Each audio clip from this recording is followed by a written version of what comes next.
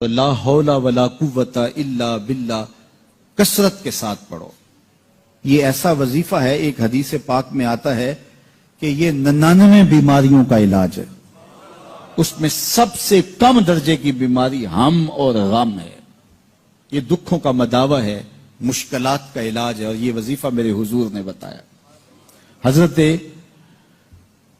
ابو ذر غفاری رضی اللہ تعالیٰ عنہ کو حضور نے 5 چیزیں بتائی تھی، ان میں سے 5ویں چیز یہ تھی کہ ابو ذر کثرت کے ساتھ لا حول ولا قوت الا باللہ پڑھا کرو۔ فرمایا عرش الہی کے نیچے ایک خاص خزانہ ہے، یہ وظیفہ وہاں سے آیا ہے، یہ زندگی میں معمول بنا لو، جب پھنس جاؤ، مشکلات میں آ جاؤ تو لا حول ولا قوت الا باللہ پڑھو، اللہ راستے کھولے گا۔ تو حضور نے 3 چیزیں فرمائی، اللہ سے ڈرو، صبر کرو، اور کثرت کے ساتھ لا حول ولا قوت الا۔ اللہ ہمیں معاف کر دے، اللہ ہمیں معاف کر دے، تاروں کی چھاؤں کو ہمارے اوپر تاننے والے ہمیں معاف کر دے۔ تجھے واسطہ رسول عربی کا، تجھے واسطہ صدیق اکبر کی صداقت کا،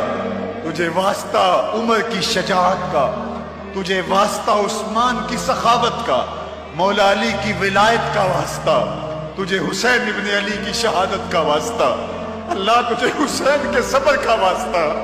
اللہ تجھے زینب کے صبر کا واسطہ، تجھے علی اکبر و علی اصغر کا واسطہ، تجھے کربلا والوں کا واسطہ،